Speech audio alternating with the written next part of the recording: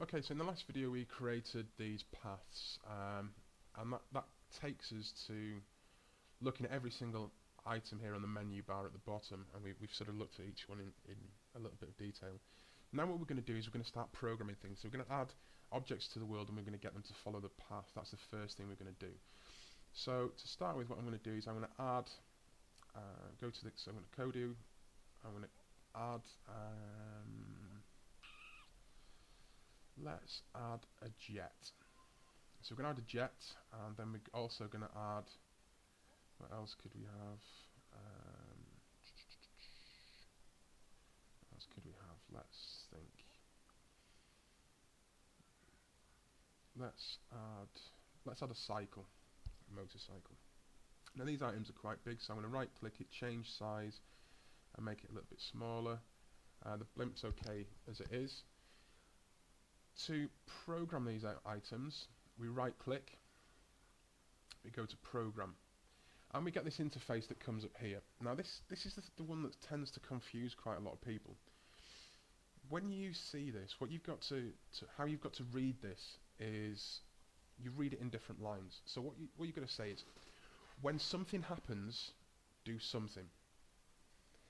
And if you remember that line of when something happens, do something, and you try to piece together your program, you can't really go too far wrong, because all the options that you're going to get sort of fit into that. So if you click the little plus next to when, so say for example you wanted to control the cycle, you wanted to drive the cycle, you could say something along the lines of, when you're using the keyboard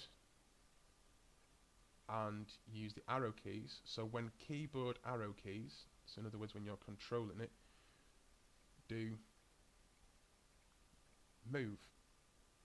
So I'm just going to push the escape key to go out of this one, click the play, and if I'm now going to push forward, left, forward, right, backwards, and that kind of allows me to move. So what this is saying is, when you move the arrow keys, you move in a certain direction, or you basically are going to move. So if I push escape to come back out of it, I don't really want to do that just yet. I don't want to control it. I want it to follow this red path. So I'm going to right click on the Kodu to select the Kodu, right click and go to program. Now I don't want to use the arrow keys, I want it to follow a path. So you'll see the pencil is over the keyboard. I'm going to push delete, the delete key on the keyboard, and it tells you up here, you've got delete up here, so you can delete the tile. So push the delete key, usually says DEL, or sometimes says delete, and what that does is it gets rid of both items. If for example, I'll just show you on this one, if I had wonder, and then we just want wonder slowly, and I wanted to get rid of slowly, in fact that's that slows that. If I wanted to get rid of that second slowly, I can use the arrow keys on the keyboard to navigate round. So left key, right key, down key, up key, and I can select the one I want to get rid of and push delete. Now if I didn't really want slowly and I didn't want wonder, I just only wanted move, I could select wonder, push delete, and it gets rid of those two, so it'll select on there. Okay. I don't want move either, so I can get rid of move. And there we go. Go on to one, and I select when. So I'm going to click when. Now to follow the path, it's a little bit confusing in Kodu, so I'm just going to push escape to get back out of it. What we want to say is, we've got the phrase, when something happens, do something. Well, we want this to happen all the time, so we want it to continuously drive around the path. So we say, when always, I want you to move on the path. So when always, I want you to move on the path.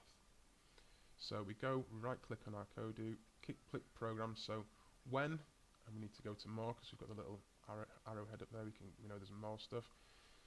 When always, do move on path. And you'll notice that when I clicked move, so I'm just going to move back to there, the menu is different to when it was originally. So if I go to, so when I click do it initially, you know I've got lots of different options. So I'm going to select move.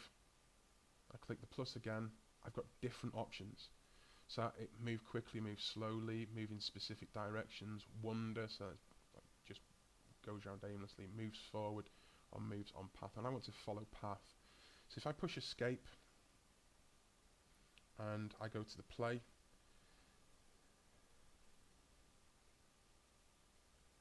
you'll notice it's moving along a path. Well, it's not the triangular path. This is the one that sort of comes up into the air, and I don't really want it to follow that one. So I'm going to push escape. I want it to follow this path here, not the outside one. I want it to follow the red path. So if I select the Kodu, right click it, go to program, then click plus again, you'll notice I've got path colors. Now this is where the path color makes a difference. So if I said red path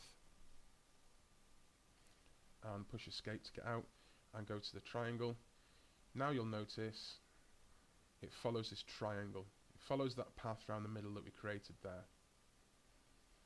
Push escape to come out of it. And we're going to do the same now for the jet plane. So select the Kodu, select the plane, go to program, when, more, always, do, move, on path, and I think it was yellow path, wasn't it? Okay, so we push escape to get out of it. Yep, it's the yellow path. And when I run play, we've got the jet that follows the path along the ground, and it's going to come up, rise up and down, and we've got the Kodu cycle that follows a path that's on the ground, and the jet the one that follows a path that's in the air. So that is pretty much a basic tutorial to how to set the path and get the Kodu character to follow it. When it comes to programming, there are lots more different things that you can do, and you can get quite creative with it. Some of it comes down to just having a play around and just seeing what you can do. You can do things like firing missiles, but over the course of the next few tutorials we're going to look at scoring, interacting with objects like eating apples, and you know, going into coins and various different things, using weapons, and then ending the game. Okay, so I'll catch you in the next video.